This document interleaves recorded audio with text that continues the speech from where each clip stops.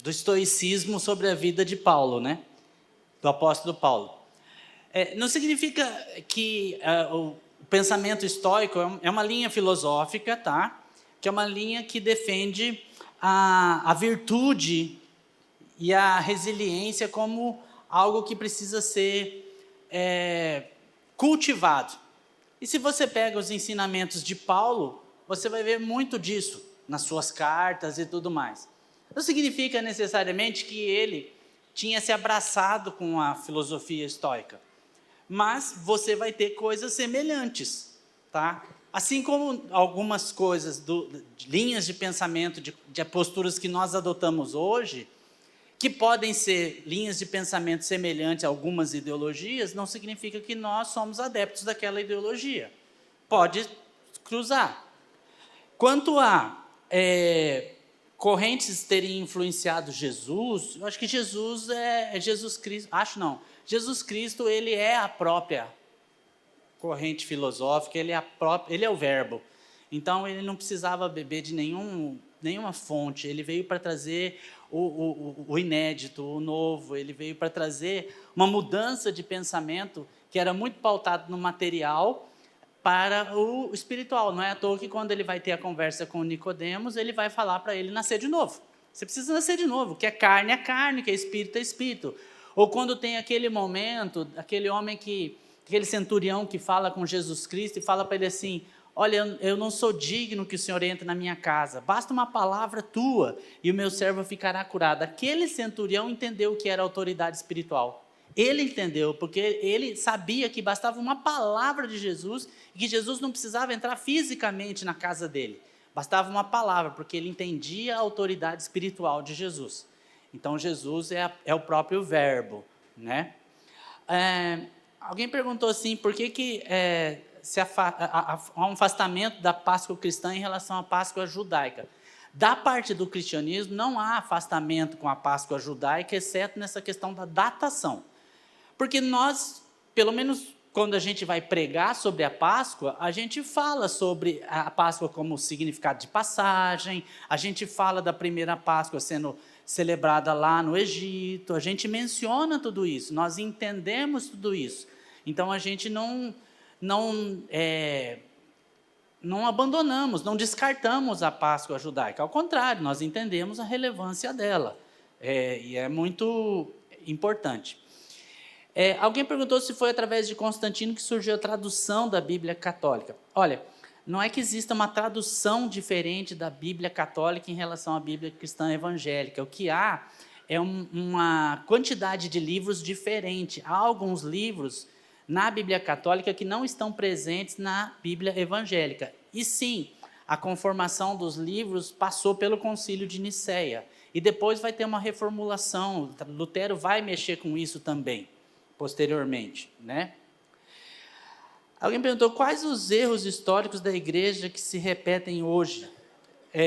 Mesmo com todo conhecimento, eu vou depois falar sobre isso. A igreja católica conta a história dessa mesma perspectiva? Não conta. Inclusive, na época da Reforma Protestante, 31 de outubro, aquela coisa toda, eu já tomei muito xingão na internet, porque eu fiz vídeos sobre a Reforma Protestante, eu tenho vídeos, inclusive, no Instagram ali, falando sobre a Reforma, falando sobre alguns pontos da Reforma, alguns dos itens das teses.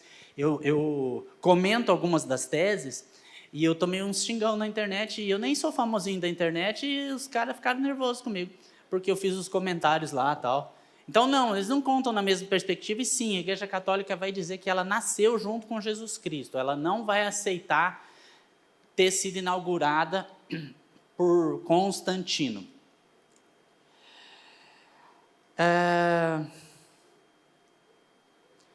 Aqui alguém pergunta as diferenças entre o cristianismo evangélico e o cristianismo católico.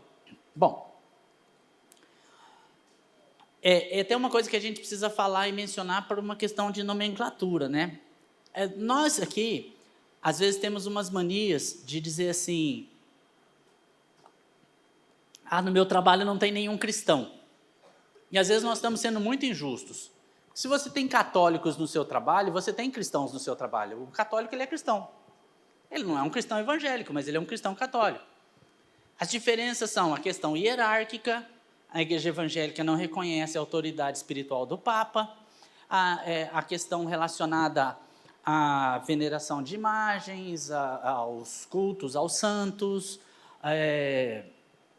enfim, no convívio você vai perceber a questão, para nós, o que existem são ordenanças de Jesus, são duas ordenanças, batismo e a ceia. A igreja católica tem os sacramentos, então tem lá a chamada primeira comunhão, a crisma, acho que o casamento entra também, antigamente chamava de extrema-unção, agora chama alguma coisa dos enfermos, que não é mais extrema-unção, aquela que se aplicava quando a pessoa está quase morrendo, né? Tem um outro nome, unção aos enfermos, né? Tinha me fugido desse nome. Enfim, acho que são 7 sacramentos que tem dentro da Igreja Católica, que nós não tratamos como sacramento. O sacramento é uma aliança sagrada. Nós não tratamos como sacramento. Para nós existem 2 ordenanças, batismo e ceia, tá? Eu não posso nem falar que é diferente da igreja evangélica para a católica a questão do batismo de crianças, porque algumas igrejas evangélicas batizam crianças. Igreja metodista, presbiteriana, acho que a congregacional também batiza quando é criança. E depois faz a profissão de fé, quando a pessoa tem uma certa idade. Nas igrejas batistas, eu não sei se aqui na Videira, mas acho que aqui também, a gente apresenta as crianças, não, a gente não faz o batismo de crianças, a gente parte do pressuposto que ela vai ter um determinado momento que ela vai tomar a decisão por si de participar do batismo ou não, né? Alguém também perguntou sobre a diferença da igreja, do catolicismo em relação à igreja anglicana. Eu vou falar sobre isso, tá? Porque eu vou abordar aqui 3 movimentos que são chamados movimentos reformistas. O luterano, o anglicano e o calvinista, que são os 3 movimentos bem relevantes em relação a isso. Mas, antes de entrar nisso, eu quero, para garantir, né, que a gente consiga aproveitar esse momento, falar do Halloween. Então, eu vou falar do Halloween primeiro e depois eu entro nas reformas, pode ser? Porque assim eu posso falar com todo mundo sobre isso. Por que eu citei o Halloween? Porque 31 de outubro é o dia que é chamado o dia de Halloween. Bom, e é também o mesmo dia da Reforma Protestante, tá? O Halloween é, na verdade, uma festividade, tá? Que é comemorada, eu vou usar termos comuns, no dia 31 de outubro, que é a véspera do dia de Todos os Santos. Por isso é Halloween, tá? Porque a palavra no inglês, ou os termos no inglês, é All Hallows Eve, que significa véspera do dia de Todos os Santos. Véspera do dia do orgulho masculino, né? 31 de outubro, dia de Todos os Santos, dia internacional dos homens, entendeu? Brincadeira, tá? É bem brincadeira essa. Embora alguns aí se identificaram, né? Se identificaram. Beleza, tá? O dia de Todos os Santos, na verdade, ele vai ter uma ligação especialmente criada pela Igreja Católica. Então, aqui nós temos dias que são católicos, tá? E como é que chega e que surge esse dia do Halloween, tá? Na verdade, essa data comemorativa, ela tem assim um distanciamento de nós de 2.500 e tantos anos.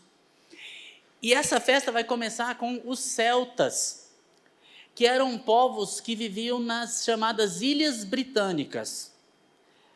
Alguém aí assiste Outlander? Pode assumir, não tem problema. Não tem problema, eu assisto, eu estou louquinho para assistir a última temporada, está tudo certo, né? Eu só não tenho muita coragem de colocar a mão na pedra. Vai que eu vou parar no outro tempo, né? E eu sou piá de prédio, eu não ia me dar bem naquela época, né? Então, lá com os celtas, por que eu falei do Outlander? Porque vão aparecer alguns rituais que tem a ver com essas pedras, aquelas mulheres com aquelas roupas, umas sacerdotisas, tem a ver com isso aí, tá? Lá nas Ilhas Britânicas, especialmente na Irlanda, vai aparecer essa festividade.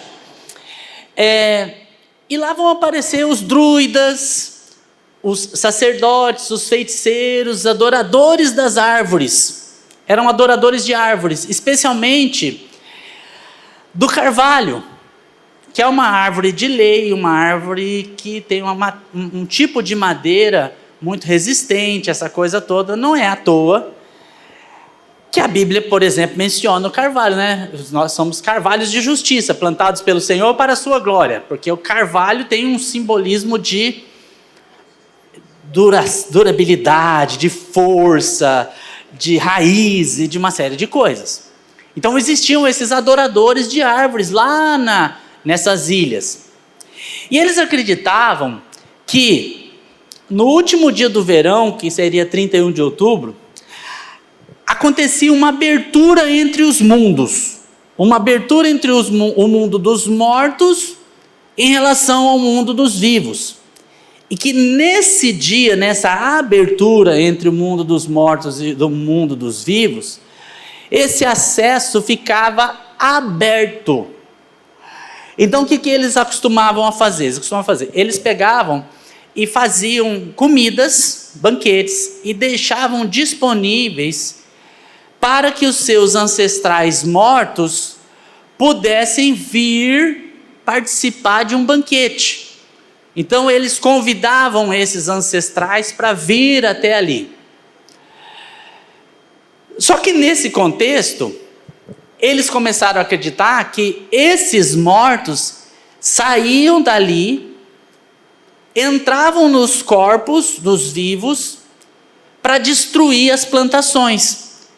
Eles queriam fazer assim, venham os nossos ancestrais, venham aqui participar de um banquete, essa coisa toda, tal, seria essa a ideia. Só que junto com os ancestrais do bem vinham também os espíritos maus. Sairiam, tomariam posse dos corpos e saíam estragando essas plantações, essa coisa toda. Então, diante disso, eles começaram a imaginar o seguinte: nós precisamos resolver essa situação. O mundo entre os vivos e os mortos sempre vai ser aberto dia 31 de outubro. Nós precisamos espantar os maus espíritos. Então, para espantar os maus espíritos, eles começavam a colocar nas casas enfeites de coisas assustadoras. Assustadoras, digamos assim, para seres humanos normal, não sei se assustariam os espíritos, né? Enfim. Mas caveiras, ossos decorados, aquela carranca nas abóboras. A ideia é colocar coisas assim, bem como colocar o que nós depois chamamos de espantalho. Os espantalhos que eram colocados nas plantações. Exatamente por isso que é o espantalho, para espantar esses espíritos para que não fossem estragar as colheitas. Dessa ideia, visando afugentar os espíritos maus, eles também usavam máscaras e começavam a se caracterizar como se fossem monstros, bruxas, demônios e todas essas coisas. Na crença deles, eles iriam espantar os maus espíritos dessa maneira. Bom, quando foi chegando a Idade Média, o próprio cristianismo medieval, católico, ele condenou, a festa. Ele condenou a festa. E passou a executar barbaramente as pessoas que seriam hereges diante desse dia. E é a Igreja Católica que vai dizer que o Halloween, que é a véspera do dia de Todos os Santos, passou a ser chamado de Dia das Bruxas, para trazer realmente aquela ideia de executar as bruxas, conforme eu já falei da Inquisição, mas de modo geral, executar mesmo as pessoas nessa situação. Só que isso era considerado uma espécie de paganismo. Então o que a Igreja Católica fez? Além de executar pessoas e tudo, achando que era pouco, a Igreja Católica resolveu cristianizar essa festa dos mortos. Que é muito comum essa ideia de cristianizar. Que assim, é mais ou menos como, eu não posso vencer isso, eu vou me unir a isso, e vou dar uma nova roupagem a isso. Então o que eles fizeram? Eles criaram o Dia de Finados, que é o Dia dos Mortos. O Dia dos Mortos foi uma forma de cristianizar o Dia das Bruxas. Por quê? Porque eles queriam, de alguma forma, livrar os mortos que estavam num purgatório, os espíritos que estavam em sofrimento. Então, o Dia dos Mortos é a oportunidade de ir lá, rezar por aquele morto e tal, e fazer tudo isso. Então, o Dia de Finados, ele vem com uma ideia de cristianizar essa festa dos mortos, tá? Essa festa das bruxas, do Dia das Bruxas. É claro que com o passar do tempo, certas coisas vão sendo amaciadas, vão ganhando contornos de, é bonitinho. Tentar fazer ser bonitinho aquilo que não é bonitinho é errado, tá? Então o chamado Dia das Bruxas, para algumas pessoas, pode parecer só uma festa, é uma festinha divertida, é não sei o que e tal. Sinceramente, quando você tem símbolos e tradições relacionadas com a morte, espíritos de pessoas de mortos, fantasmas, bruxas, zumbis, caveiras, gatos, não todos, né? Eles usam os gatos, infelizmente, a ideia do gato preto, né? Que é a ideia de que traz azar, traz mau agouro, essa coisa toda, né? E personagens que são personagens criados para fazer um terror. Sinceramente, não posso acreditar que isso seja bênção na vida de uma pessoa e que um crente deva se abraçar a isso. É evidente que o comércio, ele abraça isso. É evidente que o comércio abraça isso.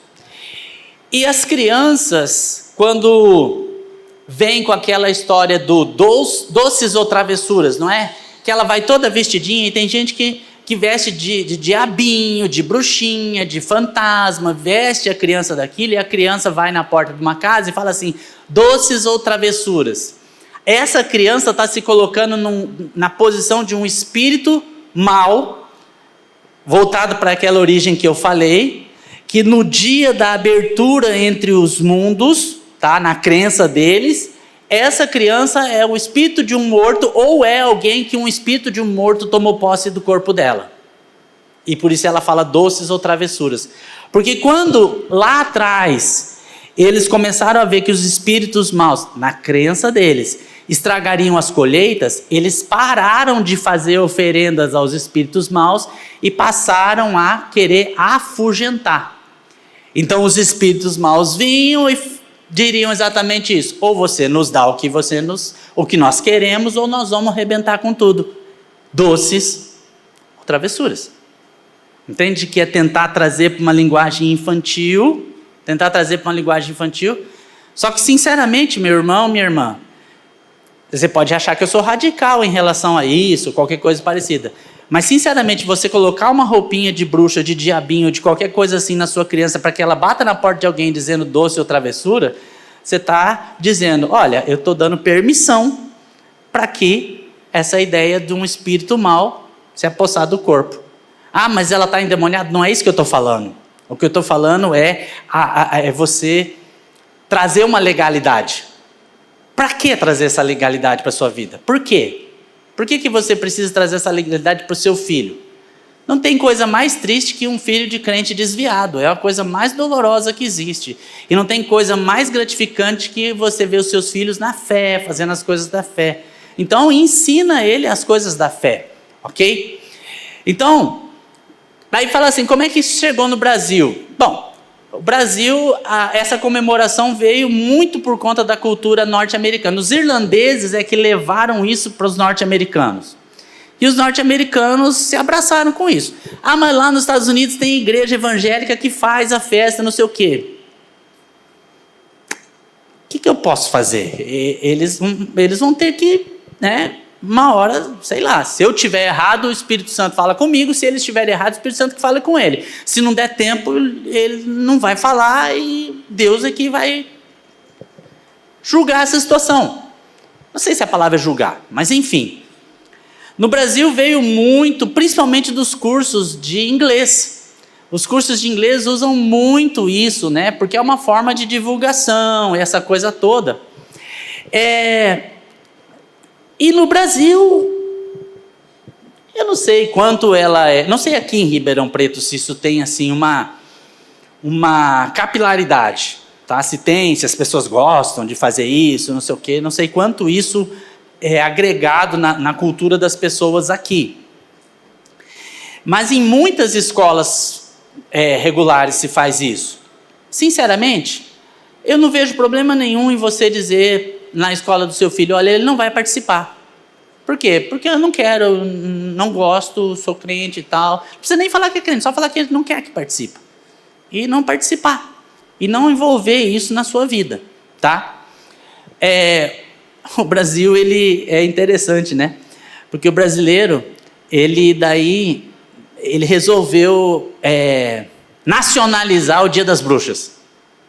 E existe, então, uma nacionalização dos Dias das Bruxas. No Brasil, o dia 31 de outubro é o dia do Saci. É o dia do Saci, por causa do folclore brasileiro. Então, eles criaram o dia do Saci. Não, a gente, em vez de comemorar o Dia das Bruxas, a gente comemora o Dia do Saci, porque o Saci é nosso, né? O Saci é nosso, tal, então tá tudo certo. Aquela coisa toda do folclore brasileiro. Ah, mas é folclore brasileiro. Tá, é folclore, ok. Mas eu posso conhecer, mas eu não preciso me envolver. Conhecer não tem problema, tá? Você não precisa se envolver. Então, é essa perspectiva que eu queria trazer desse Halloween para que vocês possam entender o caminho que se escolheu até aqui. Ficou claro? Assim? Ficou alguma dúvida sobre isso? Ficou tranquilo? Ok, beleza. Então, dia 31 de outubro, a gente coloca câmeras corporais nas irmãos, porque se algum deles for parar numa festa, a gente já vai ficar sabendo, né? A gente vai ficar sabendo que ele está lá, vestidinho de demônio, né?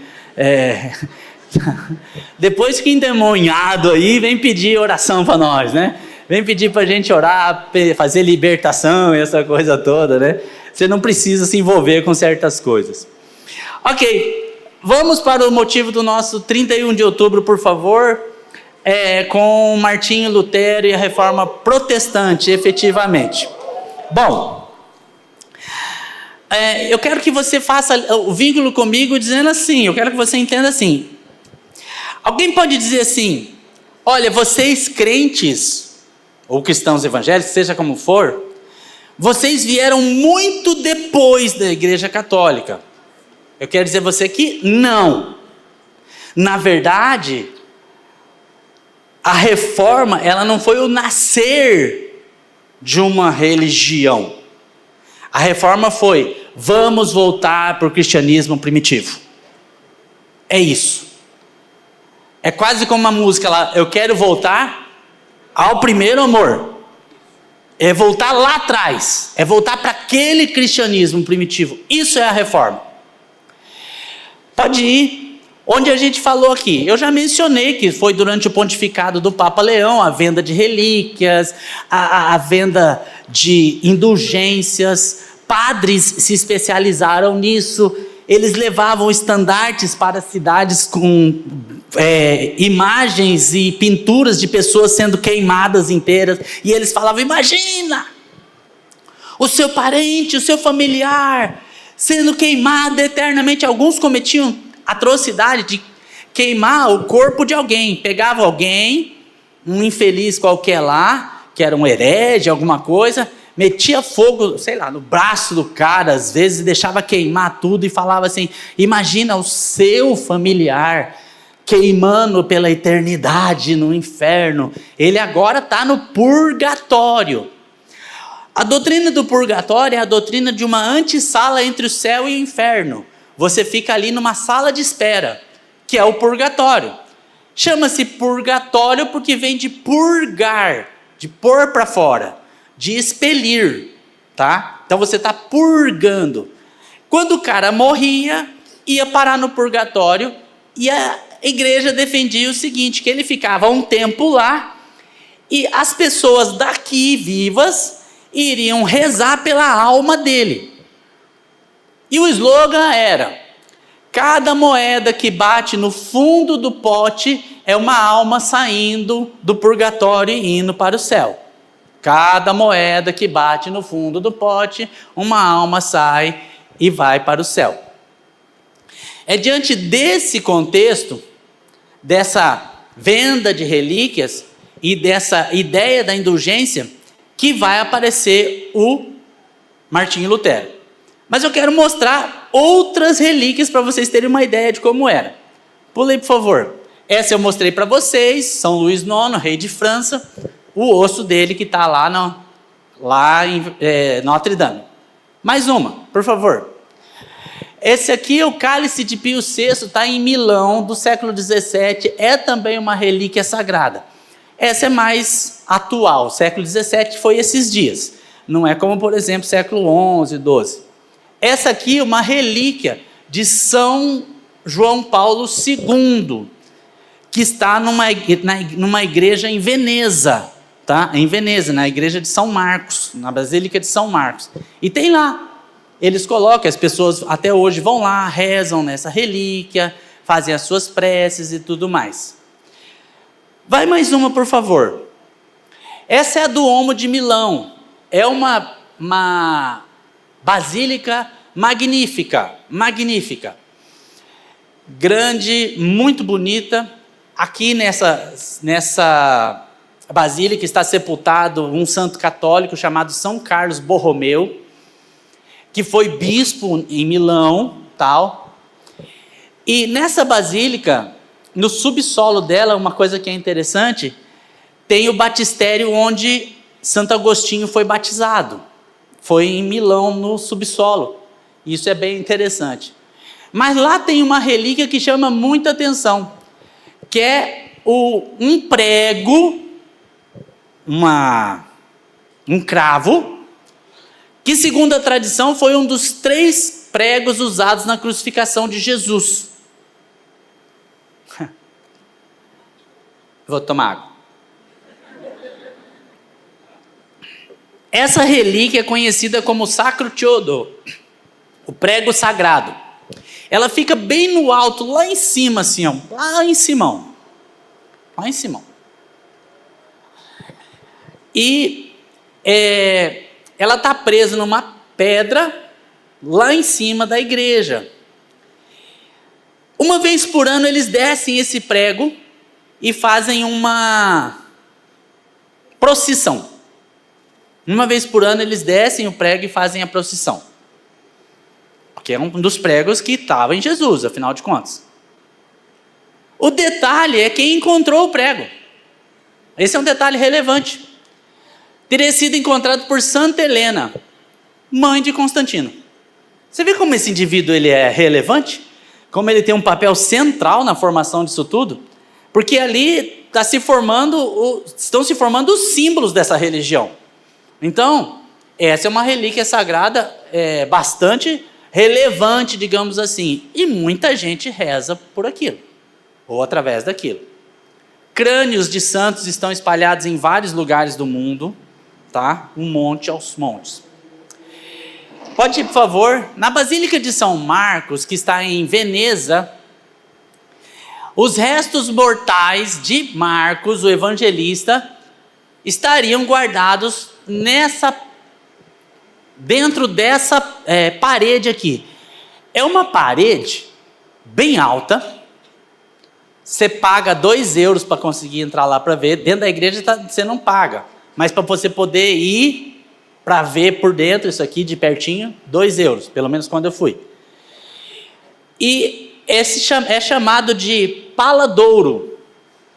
Esse negócio aqui, ele é gigante, cravejado de pedras preciosas e ouro. Pensa num trem bonito, é muito bonito. E lá dentro, em tese, estão os restos de Marcos, o evangelista. Está naquele lugar lá pretensamente.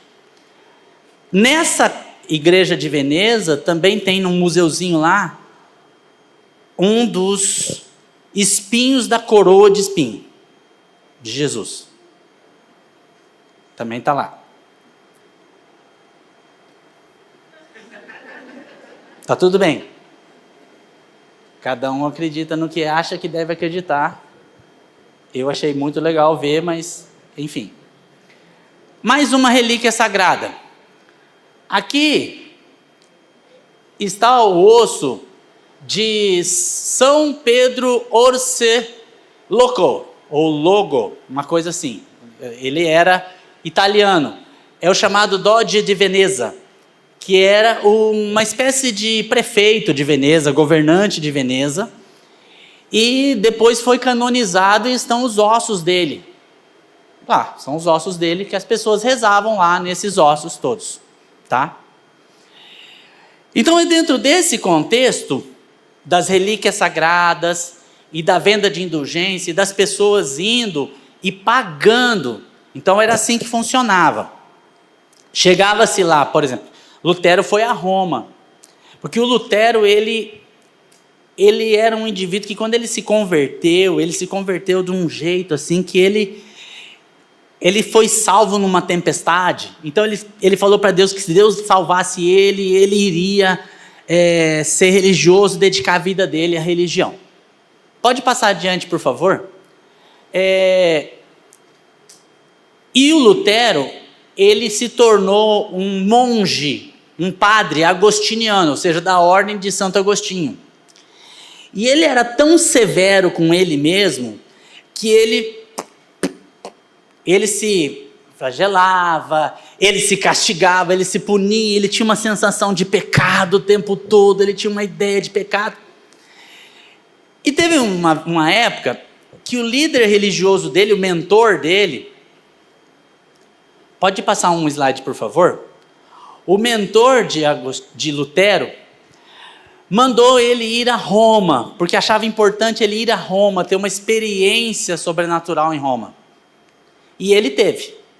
Ele chegou em Roma e ele foi abordado por prostitutas, ele viu uma roubalheira lascada, ele viu os padres indo para os prostíbulos, ele viu os padres roubando, ele viu os padres que ficavam, porque eram balcões assim, faziam as filas, né?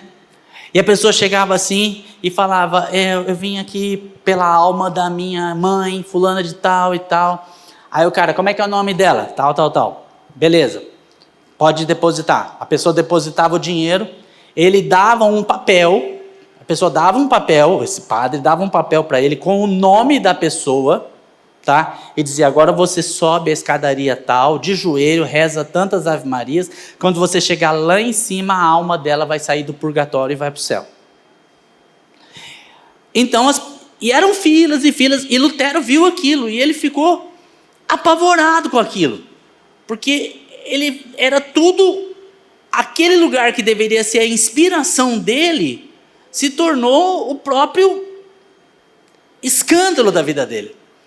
Não era à toa que Roma era chamada de cidade da loba, tá? Roma era chamada de cidade da loba, não era por causa da loba que amamentou Rômulo e Remo, embora tenha também esse aspecto.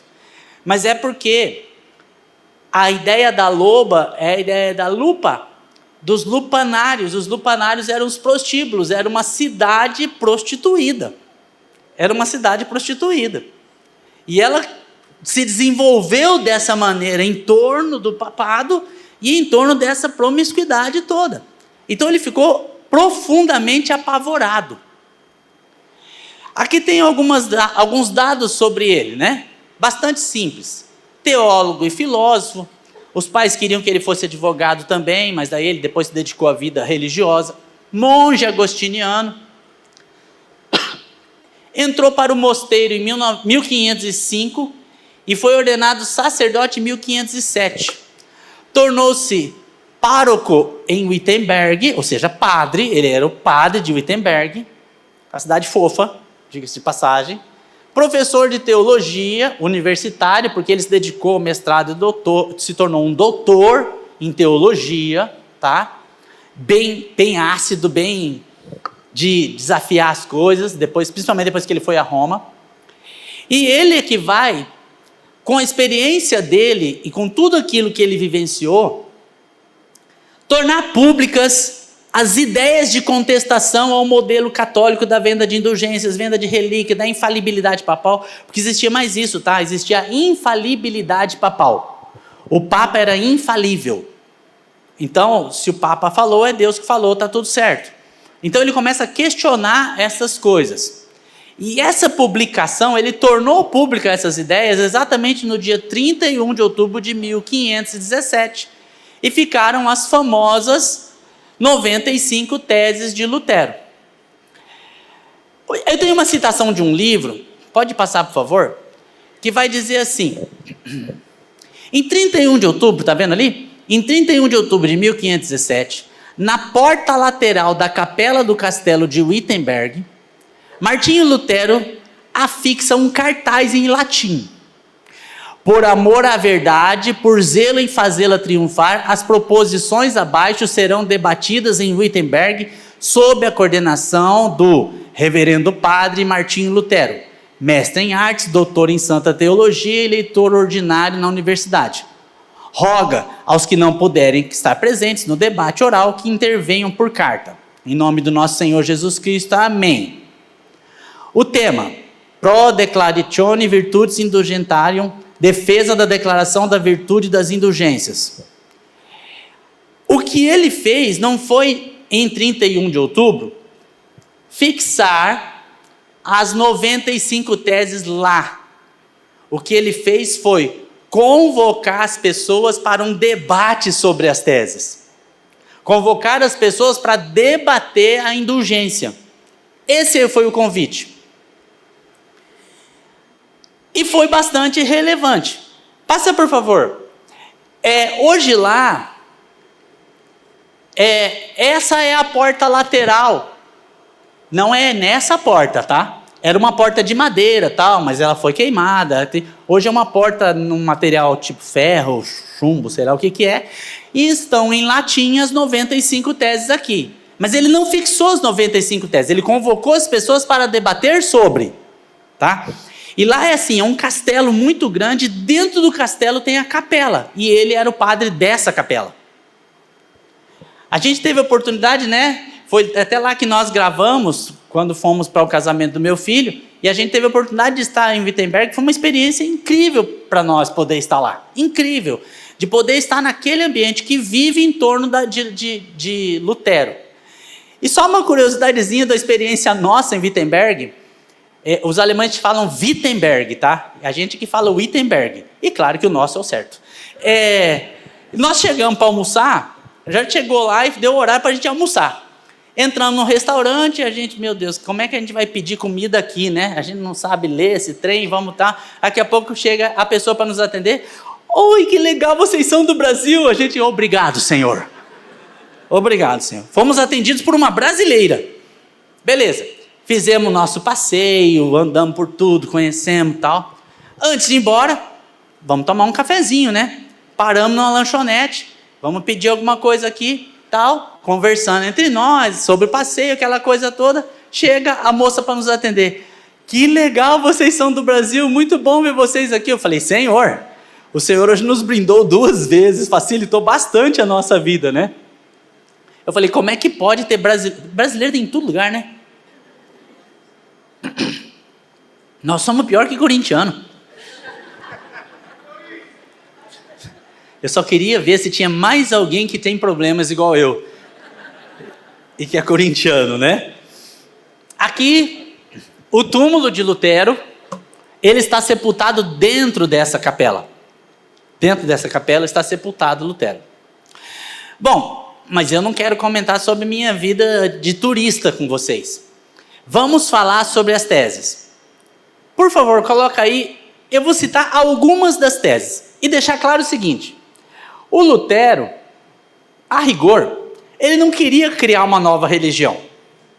Ele estava contestando as indulgências. O nascer de uma nova religião foi fruto de uma circunstância, tá? A primeira coisa que ele fala é assim, os numerozinhos é o número da tese, na verdade são frases, tá?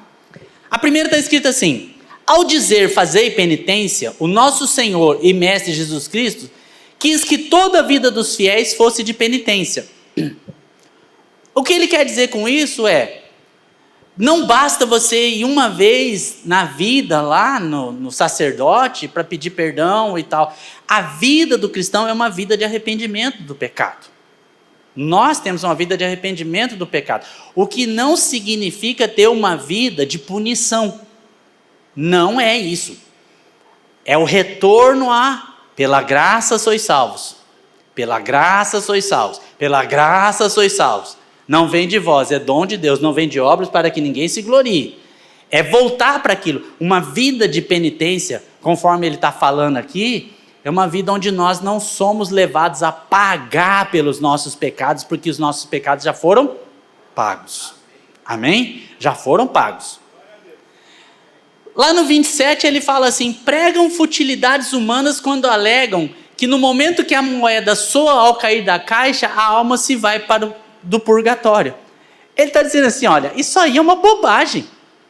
Mas era exatamente isso que eram os cobradores de indulgências falavam. Olha, não sei se você quer que seu parente... Porque é assim, né? A vida de pastor é muito interessante. Eu faço muitos casamentos, você viu aí que eu tenho um perfil no Instagram só de casamento. Já consegui colocar dos mais de 100 casamentos que eu fiz, 60 e poucas fotos já consegui colocar lá dos casamentos. Mas a gente também faz muito velório. Muito velório. Já carreguei muito caixão, já fiz muita, né? E já fui com muita família até a central de luto e depois lá na funerária para...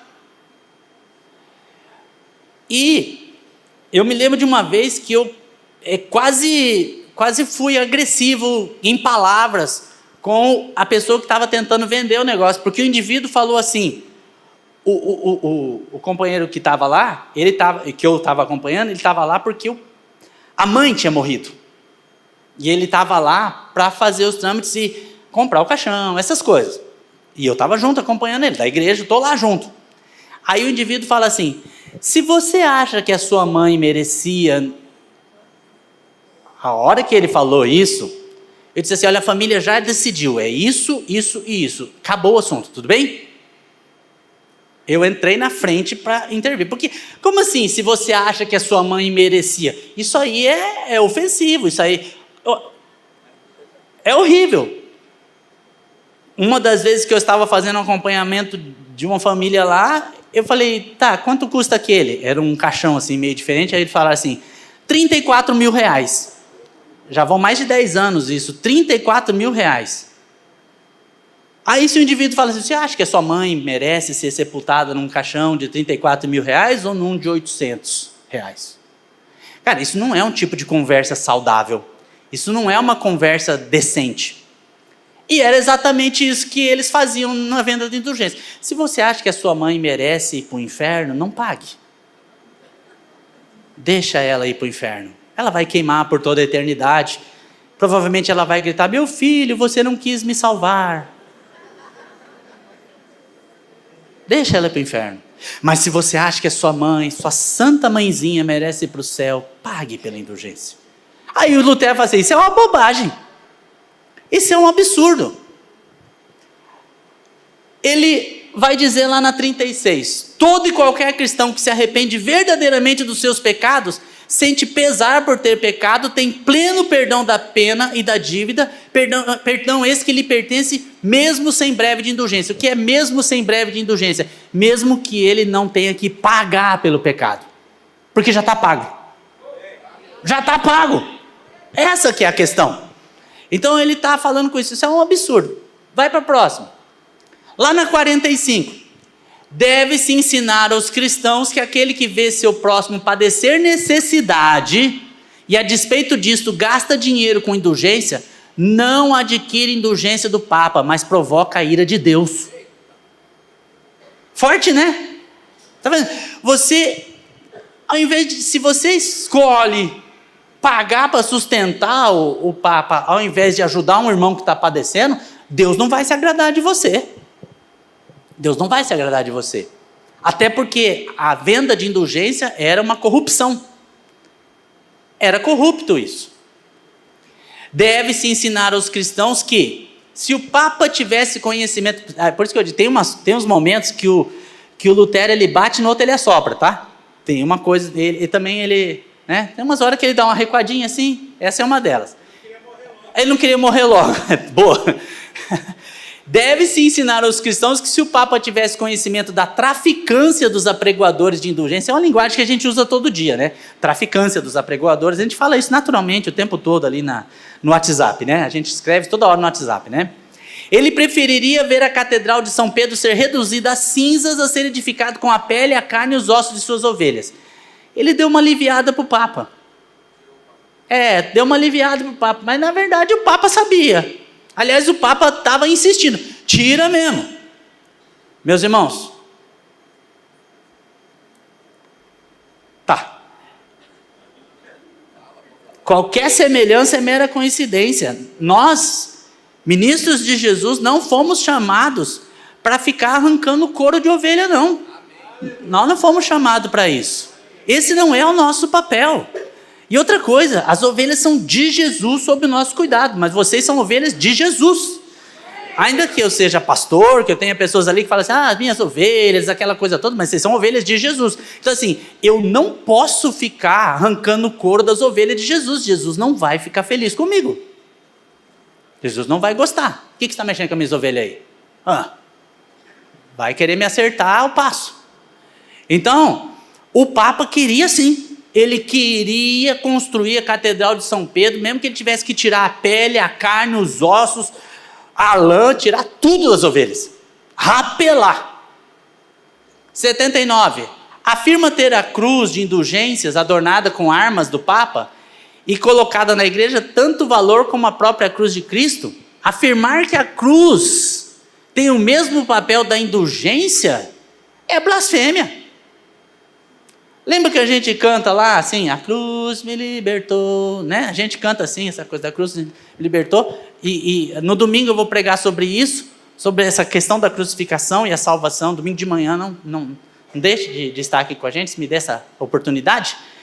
E a gente vai perceber exatamente que o que Lutero faz é questionar. Só que tem um detalhe. Nessa mesma época, teve um outro cidadão alemão chamado Gutenberg.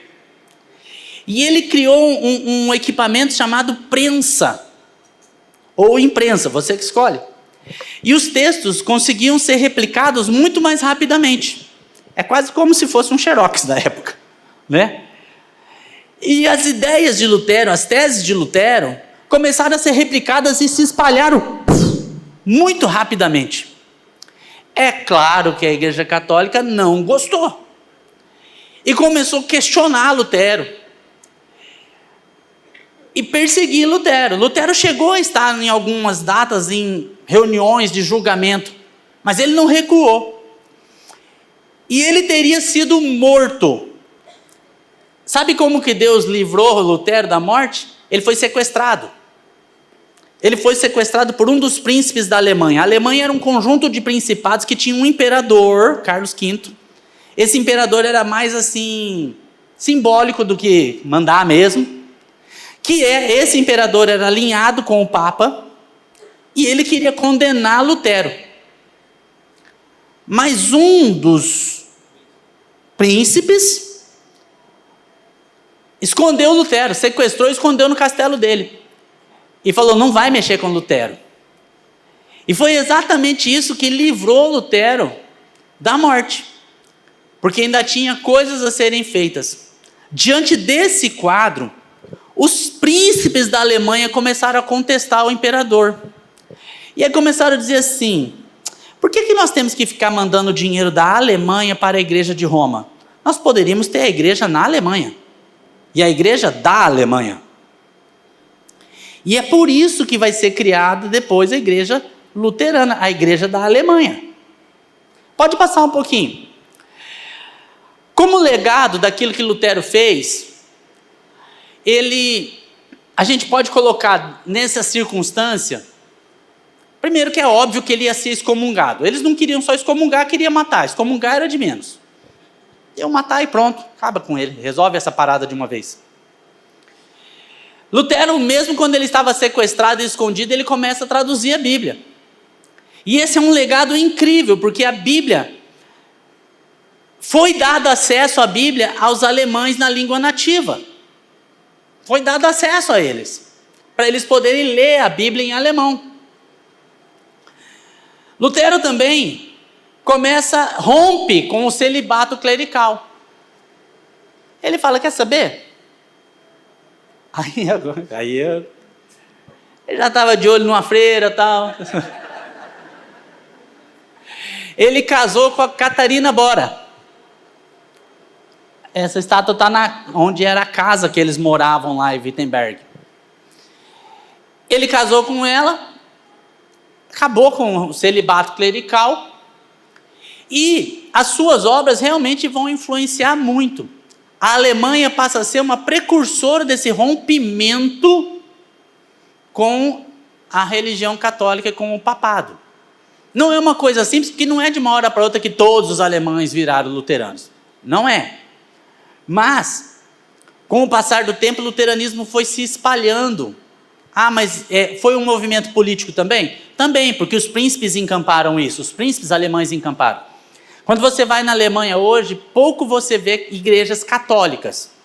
A maior parte das igrejas tornaram-se luteranas. Você ainda tem igrejas católicas, mas a maioria dela é igreja luterana. Em Berlim mesmo, a grande catedral de Berlim, que também é uma espécie de museu, é luterana. Você tem uma série de outras igrejas luteranas.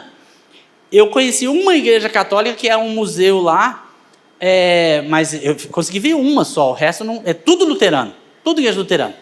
Não quer dizer que todos os alemães sejam luteranos, não, inclusive há um esfriamento da fé. Por isso que quando a gente vê obras como aqui, está acontecendo através da vida do pastor Ricardo lá na Alemanha, é algo que a gente tem que agradecer a Deus, porque é uma igreja que tem mais de 100 pessoas em plena Alemanha, em plena Europa. Então, e graças a Deus que tem, porque daí meu filho está lá, né? Líder de célula, tal, com a minha nora, e toda essa coisa. Então, tá na bênção. E é bom ter uma igreja abençoada e boa lá. Até porque a hora que a gente virar avô e vó, eu dou um pinote, né? Partiu a Alemanha, não quero nem saber. Bom, ele morreu em 1546, em Eisleben. Vamos lá. Vamos entender um pouco da doutrina luterana. A salvação é pela graça, obviamente, não pelas indulgências. Livre interpretação da Bíblia Sagrada. É uma bênção você poder ler e interpretar a Bíblia. Nós não temos nenhum medo de você interpretar a Bíblia, de você questionar a Bíblia, de você vir conversar com o pastor, não estou entendendo isso, quero entender aquilo. Nós não temos medo do conhecimento. Não temos medo do conhecimento. Esse obscurantismo do conhecimento é coisa lá da Idade Média, gente. Da Idade Média. Nós não estamos aqui para ser opressores ou estar oprimindo pessoas. O fim do celibato clerical, a extinção da venda de relíquias sagradas, a inexistência do purgatório. Irmãos, não existe purgatório. Não tem prorrogação. Não tem prorrogação. Não tem assim, um acréscimo, assim, uma chancezinha. Então assim, acerta suas contas com Deus e fica na bênção enquanto você está aí respirando. Porque a hora que você empacotar, já era. O que fez. Não tem meio termo, não tem prorrogação. Então, resolve a sua vida com Deus agora. Fica na paz agora. Quando alguém abandona a fé, sai da igreja, abandona a fé e tal, no meu coração sempre o que aparece é assim, quando eu penso, né, alguém que eu cuidei, abençoei, ministrei, a pessoa abandonou a fé, no meu coração aparece o seguinte: tomara que dê tempo de voltar. Eu sempre coloco isso na minha cabeça, tomara que dê tempo de voltar. Pode ser que não dê tempo. Pode ser que não dê tempo. E eu não estou falando nem de arrebatamento nem nada, estou falando que a nossa vida ela é como um sopro. É um sopro. Então tomara que dê tempo de voltar. E aí vem as famosas 5 solas. E eu vou voltar nelas para quando eu for fazer o fechamento aqui, tá? Vai adiante, por favor. Só passar rapidamente a reforma anglicana. Pode falar. Pode falar. A Igreja Católica, ela reconhece o purgatório? Não. A Igreja Católica ainda reconhece o purgatório, até onde eu saiba, não. Mas eles rezam pelos mortos. Eles rezam pelos mortos. Mas como purgatório, de forma contemporânea, eu acredito que não mais. Porque depois da reforma, a Igreja Católica ela fez a contra-reforma. Para tentar resgatar os que ela perdeu. Porque ela perdeu muita gente. E você imagina, a Igreja Católica perdeu em 3 países de cara. Assim, ela perdeu na Alemanha, com Lutero, ela perdeu na Suíça, com Calvino, ela perdeu na Inglaterra, com Henrique VIII. De cada foram 3 países. Isso se estendeu para a Escócia, se estendeu para a França, foi para outros lugares. É por isso que, quando a Igreja Católica perdeu esse tanto de gente, é mais ou menos 1517. Todo mundo lembra que ano o Brasil foi descoberto? 1500, né? Por isso que vieram as missões. Porque aí os jesuítas foram embarcados nos navios, né? E vieram para toda a América do Sul para tentar recuperar as perdas. Recuperar as perdas. No Brasil, então, muito, muito. E o Brasil tem regiões inteiras, né? A região das missões lá no Rio Grande do Sul, que tem lá as ruínas, toda a América Latina e tudo mais, né? Houve muitas chacinas também, houve muita coisa errada, tá? Pode falar, meu irmão. Pastor, eu acho que eu consegui encaixar a pergunta agora. Tá. A questão de por que, da onde surgiu a Igreja Católica levar as divisas direto do Vaticano, e se você acha que isso é pertinente aos países de origem da maioria católica não serem tão próximos. É muito diferente do país que é de origem esmagadora católica dos que são protestantes, encaixando na coisa que você está falando aí. É porque é o seguinte, aí a hora que eu entrar no Calvino, eu vou entrar nesse negócio, porque daí tem a questão da riqueza das nações. Então, na Contra-Reforma, a igreja, por exemplo, acabou com a infalibilidade papal, eles acabaram com a infalibilidade papal, eles fizeram alguns movimentos de tentar reverter a perda, tá? Fizeram alguns movimentos de tentar reverter as perdas de pessoas. Não, na Inglaterra o caso é mais complexozinho um pouco, porque não é só uma questão política, mas é uma questão ali de interesse familiar, né? O Henrique VIII, ali é interessante. O Henrique VIII, ele era casado com a Catarina de Aragão. Esse de Aragão é porque ela era de Aragão, que é uma região da Espanha. Ela era espanhola. A Catarina era espanhola. Acontece que a Catarina tinha sido esposa do irmão de Henrique VIII. Só que esse irmão de Henrique VIII casou com ela, só que ele era muito novinho. E, teoricamente, ele nunca consumou o casamento com Catarina de Aragão. E morreu. Casado sem consumar o casamento, morreu. Aí o governo de Aragão, em nome dos interesses da Espanha e de Catarina, apresentou ao Papa um pedido, dizendo, olha, ela era casada com o irmão de Henrique VIII, porque daí Henrique VIII virou rei, só que eles nunca tiveram nada. Ele pode herdar a cunhada. E ele casou com a Catarina de Aragão. Com a Catarina de Aragão, ele teve uma filha, Maria, que depois ficou conhecida como Maria a Sanguinária. Mas ele queria ter um filho. Em nome de ter um filho, ele pediu ao Papa, eu vou ser breve aqui, ele pediu ao Papa que desse a ele o divórcio de Catarina para ele casar com uma dama de companhia de Catarina. Sabe quando tem aqueles filmes que aparece a rainha, aquele monte de mocinha em volta dela assim? Uma delas era a Ana Bolena. Ele estava de olho na Ana Bolena. Ele queria porque queria a Ana Bolena. O Papa não deu o divórcio. Falou, não vou dar o divórcio não. Ah, porque o Papa era um cara família, casamento, monogâmico. Não tem nada a ver. É porque a Catarina de Aragão defendia os interesses de quem? Do Papa. Ela era espanhola. A Espanha era um país essencialmente católico, muito católico. Aí o que o Henrique VIII fez? Rompeu com a Igreja Católica e fundou uma nova igreja. A Igreja Anglicana, em 1534. E falou, a partir de agora eu sou o Papa. Ele se deu o divórcio e casou com a Ana Bolena. Com a Ana Bolena, ele teve uma outra filha. Não deu certo ter filho. Essa outra filha se chamava Elizabeth. Ele se invocou com a Ana Bolena. Ele deu um jeito de acusar a Ana Bolena de estar tendo um caso com o próprio irmão, de incesto, e executou a Ana Bolena. E casou com uma outra mulher. Bom, para encurtar a situação, ele teve 6 casamentos. Então Catarina de Aragão, Ana Bolena, Jane Seymour, Catarina Parr, e tem mais 2. Me fugiu. No final das contas, uma que ele casou, eles conheciam as esposas só por quadro, né? Eles vinham, mostravam assim, gostei dessa, vou casar com essa aqui, porque ela é descendente não sei de quem, não sei o quê. Uma dessas esposas, quando chegou, ela tinha tido uma doença que tinha deixado manchas no rosto dela. Ele falou, ela é feia, eu não quero não, desfaz o casamento. Era assim, desfez o casamento. Sei que das 6 esposas ele mandou matar 2. A Catarina de Aragão morreu de desgosto, de doença. Uma, que foi a última, só cuidou dele porque ele estava velhinho já, então só ficou cuidando dele e tal, até ele morrer. Foi assim a vida dele.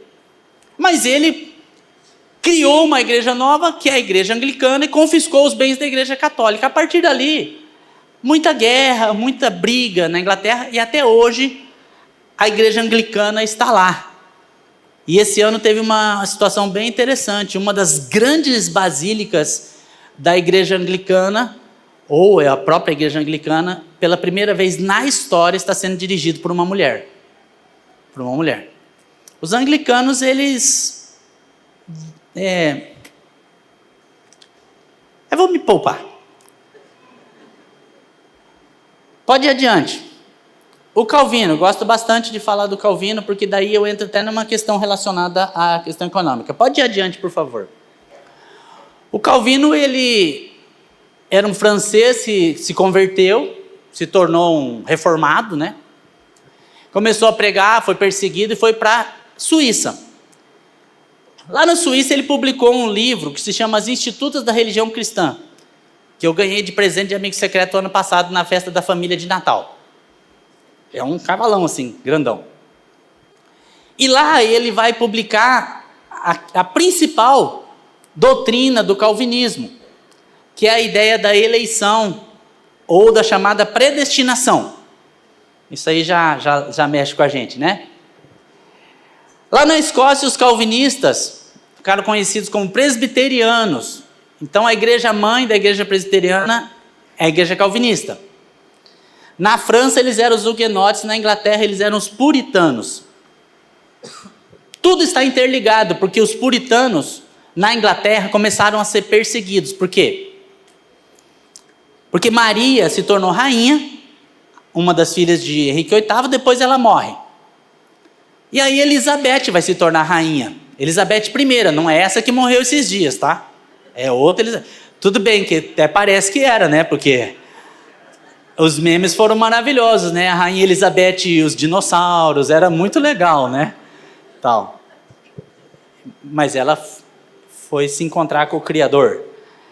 E os puritanos, por conta dessas brigas entre católicos, anglicanos, essa coisa toda, fugiram da Inglaterra. E foram parar onde? Estados Unidos. E os puritanos foram os colonizadores dos Estados Unidos.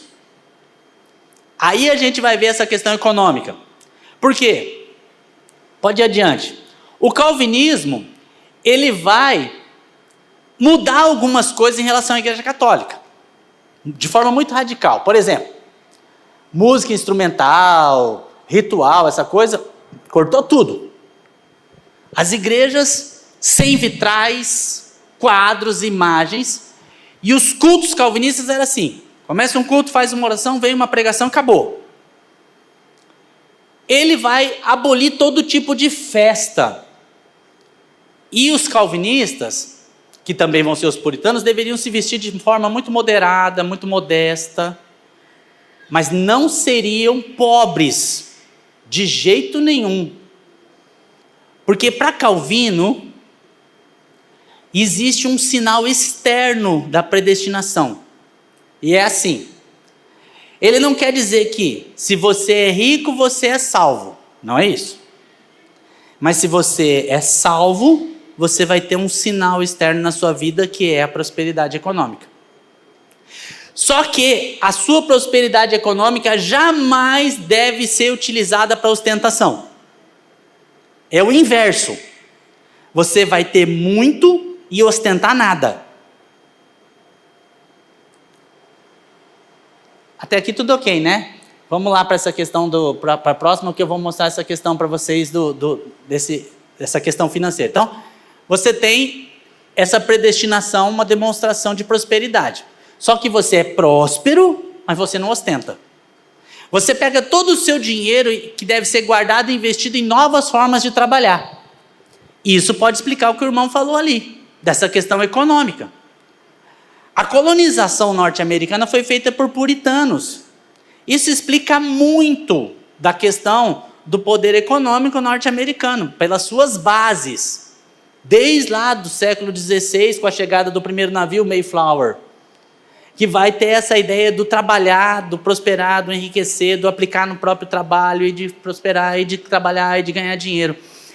Essa ideia do poder ter dinheiro agradou a burguesia, porque a burguesia queria ser endinheirada, mas a Igreja Católica pregava o quê? Voto de pobreza. Ter dinheiro, muito dinheiro é pecado, para os outros. Para o clero secular, não. Então aqui isso agradou, porque isso vai trazer uma ideia de uma prosperidade, de uma riqueza, e os burgueses começam a abraçar o calvinismo, começam a abraçar a doutrina protestante. E isso faz com que ainda mais se convertam ao protestantismo. Isso vai explicar bastante coisa em relação a você entender hoje por que os Estados Unidos, se tem uma crise de fé ou qualquer coisa nos Estados Unidos contemporâneos, isso não é a questão. Mas os norte-americanos ou os Estados Unidos era essencialmente uma nação protestante, porque ela foi toda colonizada por protestantes calvinistas, que na verdade eram lá os puritanos, a ideia de puritanismo. Bom, eu vou concluir aqui. Alguém colocou assim: quais os erros históricos da igreja que se repetem hoje, mesmo com todo o conhecimento? Eu acredito que, assim, a reforma protestante, principalmente a luterana, vai dizer: olha, nós temos que voltar para o primeiro amor, nós temos que voltar pela graça sois salvos por meio da fé, temos que parar de vender indulgências e vender relíquia sagrada. A igreja cristã evangélica contemporânea, ela precisa fazer uma nova reforma. Passou da hora dela fazer uma nova reforma para si mesma. Porque de vez em quando você pega cristãos evangélicos vendendo indulgências e vendendo relíquias sagradas. Né? Por exemplo, eu peguei um irmão vendendo foto do pastor Silvio ali, vintão. Falei: não pode não. O irmão ainda falou assim: e essa aqui ele impôs a mão, hein? Mas cada vez que alguém vende uma garrafinha de água ungida que trouxe de Israel,